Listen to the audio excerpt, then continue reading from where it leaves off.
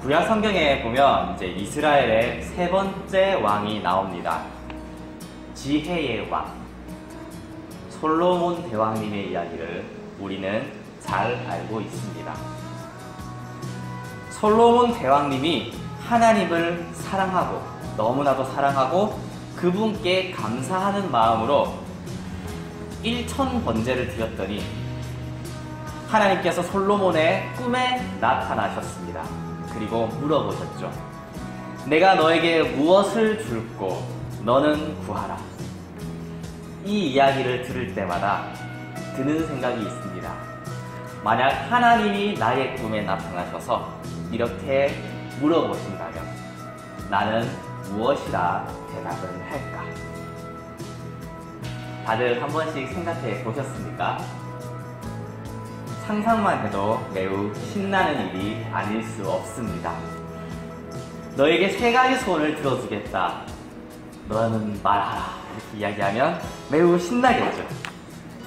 솔로몬 대왕님은 우리가 아는 바와 같이 듣는 마음, 선악을 분별하는 지혜를 구했습니다. 어떤 친구는 이런 이야기를 합니다. 첫 번째 소원으로 소원을 10가지로 늘려달라고 손을 들겠다. 두고 우려먹겠다는 뜻이죠. 그렇게 이야기하는 친구도 있습니다.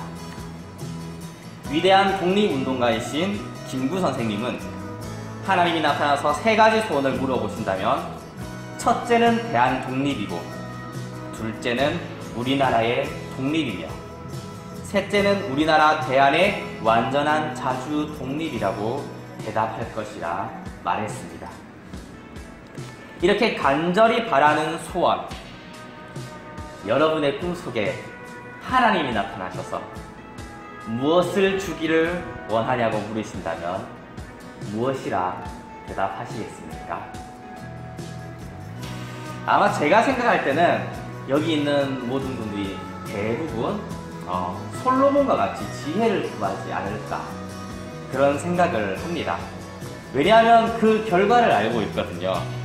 지혜를 구했더니 지혜뿐만 아니라 물질과 명예, 부귀영화를 다 주셨다는 것을 우리는 알고 있습니다. 그렇기 때문에 부귀영화까지 주실 거를 노리고 지혜를 구하지 않을까 그런 생각을 해봅니다. 그런데 이런 생각을 막 하다가 혼자서 피식하고 웃게 됩니다. 하나님이 나한테 그러실 리가 없잖아. 이런 생각을 하는 거죠. 허황된 꿈은 적자. 이런 생각 하지 않으셨습니까? 저는 좀 자주 했던 것 같습니다. 우리는 솔로몬이 아니니까요. 하나님이 나에게 이런 말씀을 아마 안 하실 것 같아. 이런 생각을 하는 거죠. 근데 오늘 성경에는 솔로몬처럼 하나님을 온전히 사랑하여서 1000번제도 드리지 않았고 어찌 보면 우리보다도 보잘것없는 한 사람에게 예수님이 물어보셨습니다. 무엇을 하여 주기를 원하느냐? 오늘 말씀을 이렇게 읽으면서 생각하면 우리가 허황되다고 생각했던 그 꿈을 다시 한번 꿔봐도 되지 않을까 그런 생각을 품게 되었습니다. 오늘 읽은 말씀은 예수님이 맹인 거지 바디메오의 눈을 뜨게 해주신 그런 기적의 사건을 기록하고 있습니다. 한치 앞을 볼 수 없어 어디가 길인지 어디로 가야 하는지 알지 못한다는 것은 일상생활에도 많은 어려움이 있을 것이라 생각이 듭니다. 다른 사람들처럼 빠르게 달리기도 어렵고 발밑에 있는 돌부리를 못 보고 걸려 넘어질 수도 있습니다. 자동차가 오는 것도 보지 못하겠죠. 이렇게 눈이 보이지 않는다는 것은 단순히 불편한 것을 넘어 매우 위험한 상황에 놓여 있다는 것을 의미합니다. 오늘 나온 바디메오도 그랬습니다. 이때 당시에 그가 할 수 있었던 일이라고는 다른 사람의 동정을 바라며 동냥을 하며 하루하루를 살아가는 그런 일이었습니다. 전에도 말씀드린 바 있지만 성경에서 이름이나 몸의 특징을 설명하는 것은 단순히 물리적 의미만을 내포하는 것이 아닙니다. 그 이름 자체에도 그것을 통해서 의미하는 것이 있고, 또 외면적인 특징을 이야기하면서 눈이 어둡다는 것은 단순히 맹인이다 라는 하는 의미를 넘어서서 그의 마음이 어두워졌다는 것을 표현하기도 합니다. 눈이 보이지 않는 것을 넘어 그 마음에 빛이라고는 전혀 찾을 수 없는 절망에 물들어 있는 그런 상황을 의미하기도 하는 것이죠. 그리고 그의 이름은 바디메오, 디메오의 아들이라는 뜻입니다. 아버지의 이름이 디메오라고 나오죠.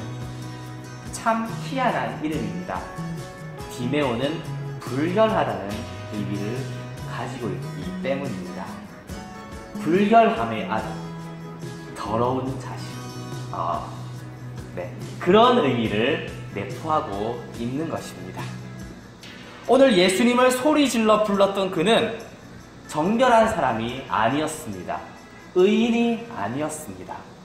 말씀대로 살고 하나님의 율법을 지키며 살았으나 안타깝게도 눈이 멀어서 아무것도 할 수 없던 그런 사람이 아닙니다. 열심히 살았으나 안타깝게도 무엇이 안 된 그런 경우를 말하는 게 아닙니다. 다른 사람들이 볼 때 불결한 사람입니다. 깨끗하지 못한 사람입니다. 그것도 대대로 불결하다고 말할 수 있습니다. 아버지가 불결하고 아들도 불결함의 아들, 이런 의미를 가지고 있기 때문입니다. 어쩌면 이렇게 사는 것이 다른 사람들이 보기에 마땅히 보이는 그런 사람일지도 모릅니다. 자기가 잘못해서 그 잘못에 넘어진 사람, 다른 사람들에게 힘들다고 하소연하면 모든 사람들이 생각할 때 네가 잘못했잖아 라고 이야기하는 그런 사람이 바디메오라고 말할 수 있습니다. 그가 예수님을 불렀을 때 주변 사람들이 꾸짖었던 것은, 꾸짖으며 조용하라고 했던 것은 너무나도 당연한 일이었습니다. 그런데 그의 부르짖음에 예수님은 가던 걸음을 멈추셨습니다. 이때 예수님은 매우 중요한 일을 앞두고 있었습니다. 그의 걸음걸음에는 위대한 하나님의 역사가 이루어지는 그런 순간이었습니다. 바로 십자가의 사건을 앞두고 예루살렘으로 걸어가는 그 위대한 발걸음이 바로 오늘 성경에 나온 예수님의 발걸음입니다. 이제 예루살렘으로 들어가시면 호산나 찬송하리로다 사람들의 칭송을 받고, 또 우리의 죄를 대속하기 위해, 모든 사람들의 죄를 대속하기 위해서 십자가를 지시는 그 마지막 여정, 그 위대한 걸음을 멈추게 만든 한 불결한 사람의 외침이 있었습니다. 능력도 좋지 못하고, 그렇다고 선하지도 깨끗하지도 못한, 사회적으로는 아무런 가치가 없는, 어쩌면 그 사람이 존재하지 않는 것이 사회적이나 다른 사람에게 유익할 것 같은 그런 사람의 외침에 주님은 걸음을 멈추셨습니다. 우리 주님은 이런 분입니다.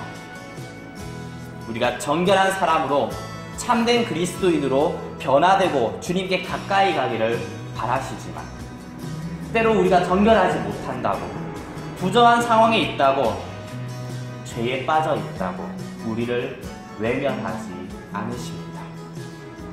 주의 길을 갈 때, 주의 길을 걸어가실 때 우리가 그 길을 따라가지 못하고 쓰러지고 넘어져 있을 때, 우리를 위해 걸음을 멈추시고 회복시켜 주시는 그런 분입니다. 우리의 간절한 기도를 외면하지 않으십니다. 도움을 청하는 우리의 간절함에 발걸음을 멈추시는 그런 분입니다. 우리가 어떤 상황에 있든 때로는 믿음이 약하여서 넘어지고 나의 실수로 넘어지고 우리의 상태가 거룩하고 정결하지 못하여도 주님을 구하는, 그럼에도 불구하고 우리가 주님께만 소망을 두고 주님만 우리의 희망을 두고 주님만이 나를 구원할 수 있다고 그렇게 외치는 우리의 외침을 외면하지 않으십니다. 주님의 걸음을 멈추게 한 것은 아름다운 찬양 소리가 아니었습니다. 쉽게 말하면 쌈박한 기도가 아닙니다. 비천한 자의 울부짖음이었습니다. 절박한 외침이었습니다. 자신의 처지를 너무 잘 알고 그래서 주님께 감히 가까이 갈 수 없다는 것까지 알지만 주님 말고는 나를 도와주실 분이 없고 주님 말고 나를 구원해 줄 분이 없기에 그렇게 외치는 자의 그 외침에 한 더러운 거지의 외침에 주님은 발걸음을 멈추셨습니다. 모두가 비난했던 그 외침에 주님은 발걸음을 멈추셨습니다. 예수 그리스도의 구원을 바라보는 보잘것없는 한 사람의 외침에 주님은 멈추어 서서 내게 무엇을 하여 주기를 원하느냐 그렇게 물어보셨습니다. 우리의 기도가 주님의 걸음을 멈추게 하는 그런 기도가 되기를 소망합니다. 주님 나를 불쌍히 여기소서, 내가 주를 보기 원합니다. 이런 기도가 우리의 기도가 되기를 소망합니다. 하나님의 나라는 너무나도 신비롭습니다. 그리고 이것은 우리에게 정말 중요한 것이 무엇인지 깨닫게 해줍니다. 적어도 사람에게 있어서는 대를 위해서 소를 희생하는 그런 법이 없습니다. 중요한 일이 있기 때문에 다른 작은 일들을 외면하는 경우가 없습니다. 이 세상을 위해서 예수 그리스도께서 십자가에 못 박힌 그 사건이 대를 위해 소를 희생한 사건이겠습니까? 아닙니다. 소를 위해서 대가 희생된 그런 사건입니다. 고작 피조물을 위해서 그 모든 것을 창조하신 창조주가 희생된 그런 사건입니다. 십자가의 중요한 사건을 앞두고 한 사람의 외침을 외면하지 않으셨습니다. 99마리의 양을 보호하기 위해서 한 마리의 양을 버리지 않으셨습니다. 도리어 99마리를 버려두고 한 마리의 양을 간절히 찾으시는 것이 바로 우리 주님의 모습입니다. 그 사랑으로 우리에게 은혜를 베푸십니다. 또한 우리도 그 사랑을 닮아가기를 축복합니다. 이러한 가치관으로 이 세상을 살아가는 저와 여러분 되기를 소망합니다. 그런데 주님은 바디메오가 한 번 부르짖을 때 즉시로 응답하지는 않으셨습니다. 왜 그런지는 알 수 없지만 처음 소리 질렀을 때 주변 사람들의 반응을 보면 마치 주님이 거절한 것 같습니다. 주변 사람들이 모두 꾸짖고 잠잠하라고 이야기했습니다. 기도에 응답하지 않으신 겁니다. 기도하고 부르짖고 힘들어서 기도할 때 응답이 팍팍팍, 기도할 때마다 딱딱딱 모든 문제가 해결되고 사건이 마무리가 되면 누가 기도하지 않겠습니까? 누가 주님을 믿고 따르지 않겠습니까? 그런데 주님께서는 우리의 기도에 침묵하실 때가 많다는 것을 여기 있는 우리 모두가 너무나도 잘 알고 있습니다. 응답하는 기도보다는 거절이 아니 거절보다 오히려 그냥 침묵하실 때가 더 많은 것 같습니다. 마치 안 계신 듯이 그렇게 숨어 계신 주님의 모습을 우리는 너무나도 많이 경험하고 또 낙담할 때가 많이 있습니다. 기도할 때마다 응답받고 눈에 보이게 뭔가 잘 되고 한다면 하루에 우리가 1시간만 기도하겠습니까? 2시간, 3시간 기도하는 것이 너무 자연스러울 것입니다. 그런데 안 그러세요. 대체 왜 그러는지는 저도 잘 모르겠습니다. 이까지는 차라리 다행입니다. 응답해 주시고 분명히 주님이 응답하셨는데, 쉽게 말하면 콜 하셨는데, 내 기도에 콜 이렇게 하셨는데 안 됩니다. 환장하죠. 진짜 분명히 약속하셨는데 약속만 하고 묵묵부답, 피망고물. 차라리 약속이라도 안 했으면 그냥 포기하는데, 아 하나님의 뜻이 아니구나 하고 포기하면 되는데 분명히 하나님이 약속하셨거든요.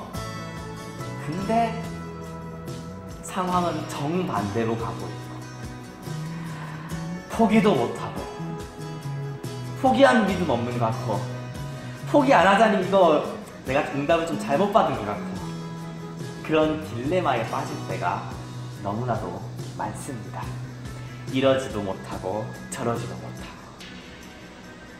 나는 가장 많은 축복을 받은 사람이다 라는 글이 있습니다.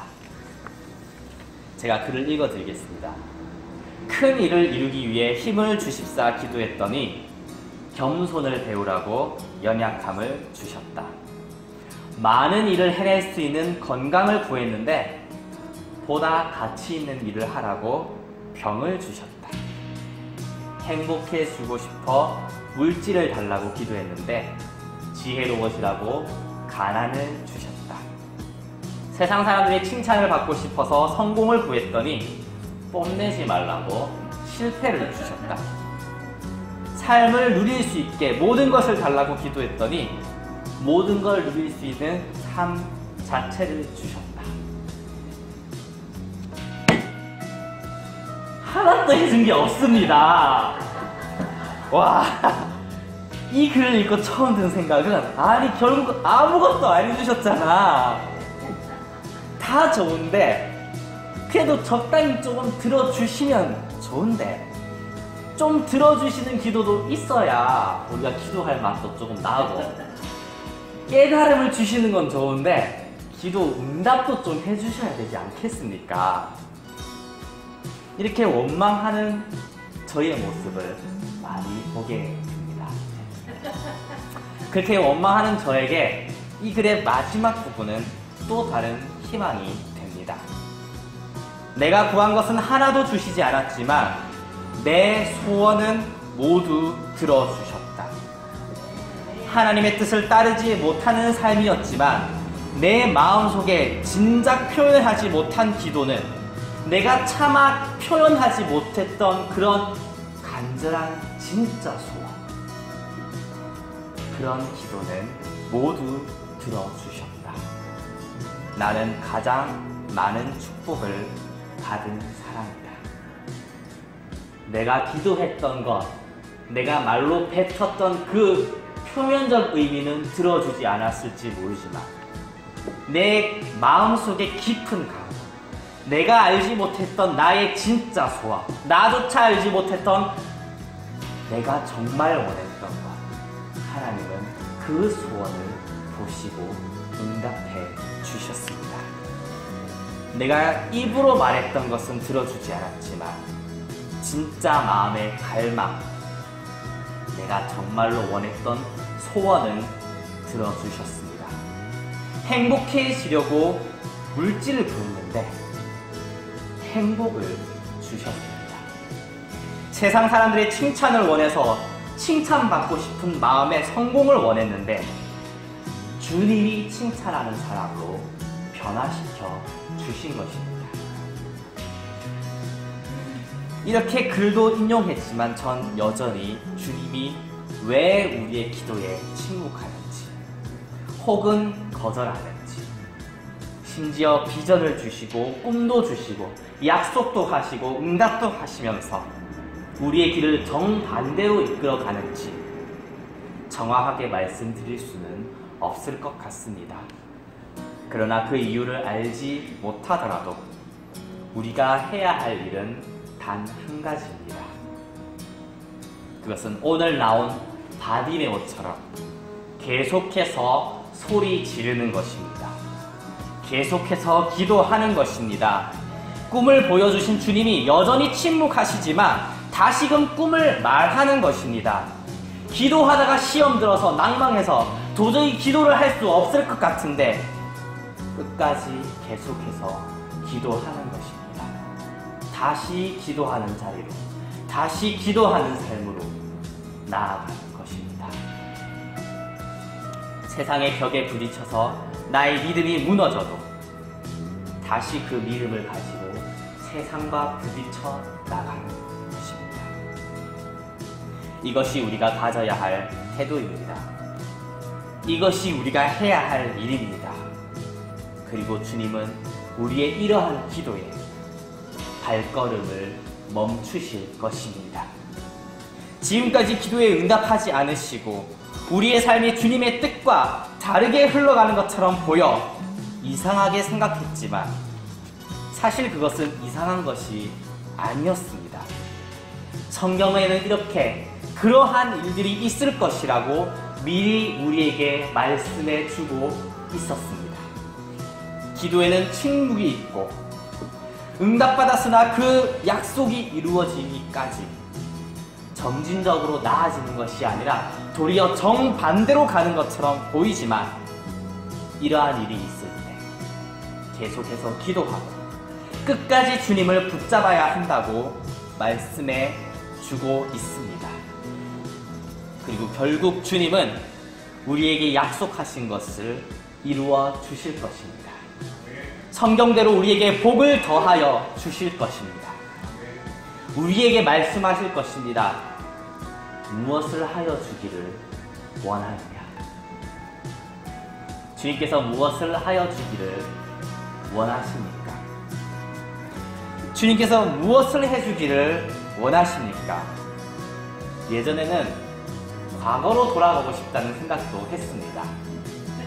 시간을 막 지배해가지고 예전에 러닝맨에 나왔죠. 시간을 다 거스르는 자 이렇게 해서 과거로 돌아가는 게 나왔는데 그런 것을 원한 적도 있습니다. 후회하는 부분이 있으면 과거로 돌아가서 좀 고쳐보고 누구나 다 한 번쯤 하는 생각 아닙니까?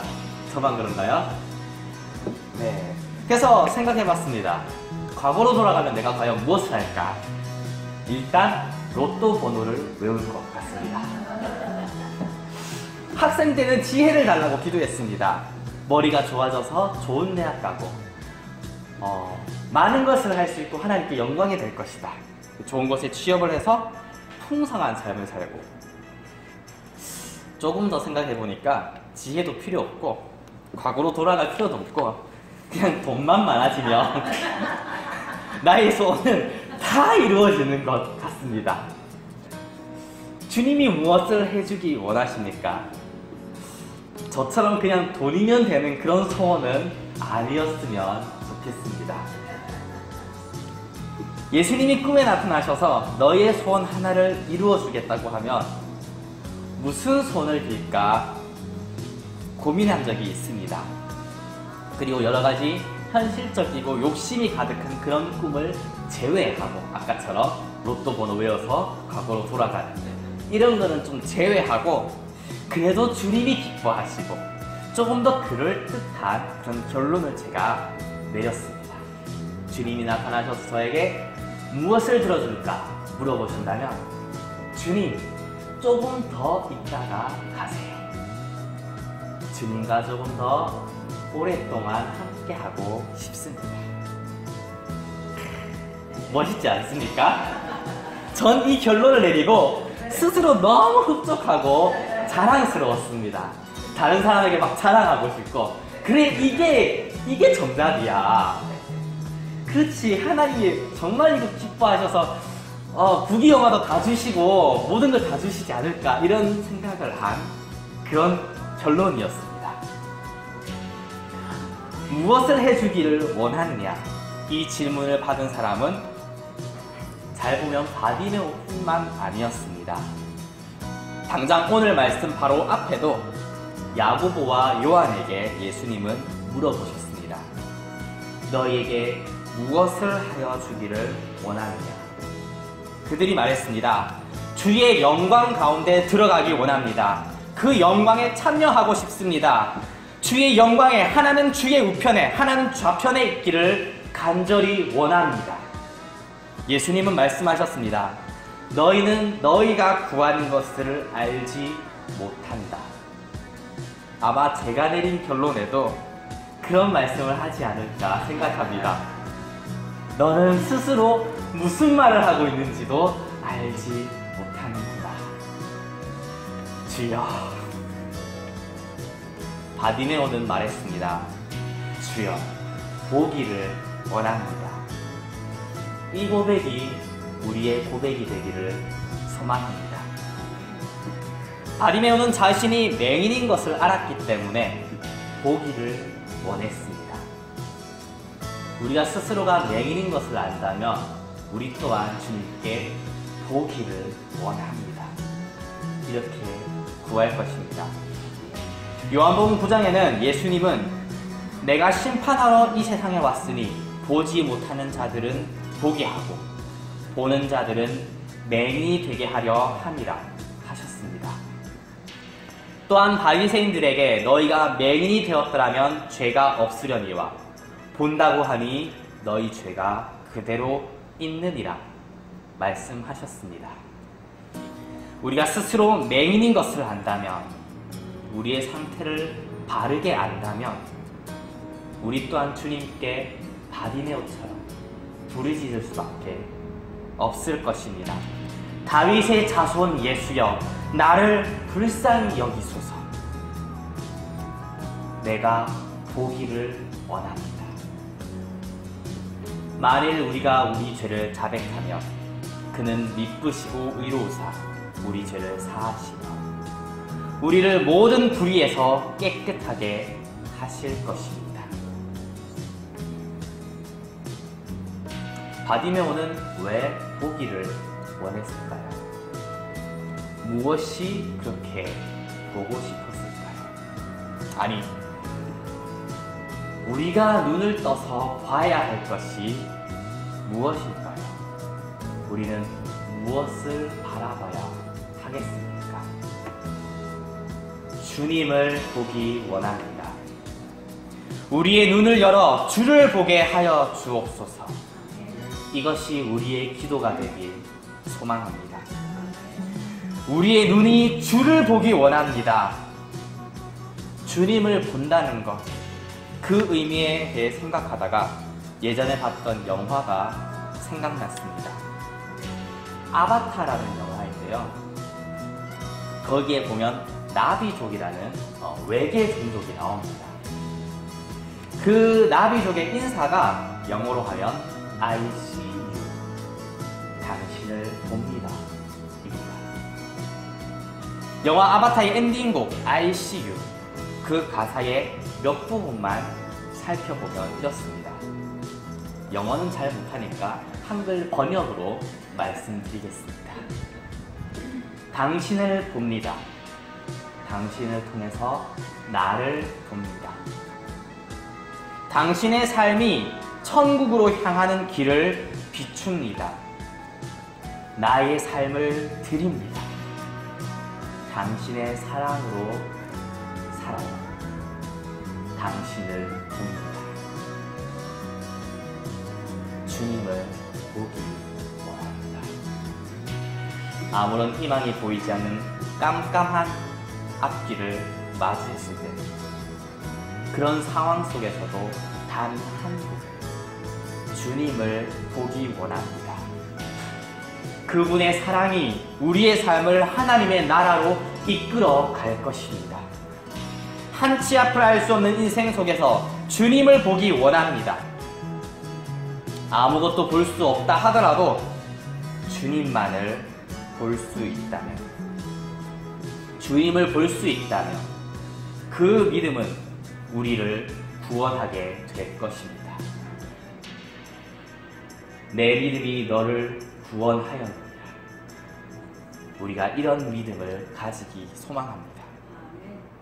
주님이 함께 있다는 것을 안다면, 우리의 마음이 그분을 향해 있다면 어떤 상황에서도 절망하지 않을 것입니다. 주님이 우리를 구원해 주실 것이기 때문입니다. 주님이 여전히 우리와 함께함을 안다면, 우리가 그분을 바라본다면 어떤 상황도 우리에게 절망이 될 수 없습니다. 주님이 나를 보고 계신다는 것을 알게 될 것이기 때문입니다. 주님을 바라보는 저와 여러분 되기를 소망합니다. 아니, 주님만 바라보는 저와 여러분 되기를 소망합니다. 그 믿음은 우리를 구원할 것입니다. 하나님의 은혜와 축복을 경험하게 될 것입니다. 말씀을 맺겠습니다.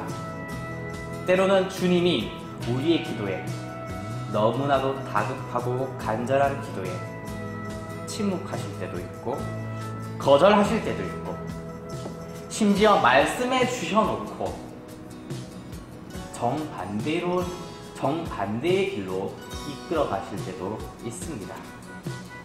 그러나 그럼에도 불구하고 말씀을 붙잡고 끝까지 기도해야 합니다. 다시금 믿음을 이야기하고 다시금 꿈을 붙잡아야 합니다. 다시 꿈을 말해야 합니다. 우리가 믿는 주님은 아무리 중요한 일이 있다 하더라도 단 한 사람의 외침을 외면하지 않는 그런 분이기 때문입니다. 우리를 구원해 주실 것입니다. 그분이 우리를 보고 계십니다. 그런 주님을 보기 원합니다. 어떤 상황 속에서도 주님을 바라보고 신뢰함으로 구원을 얻는 저와 여러분 되기를 축복합니다. 기도하겠습니다.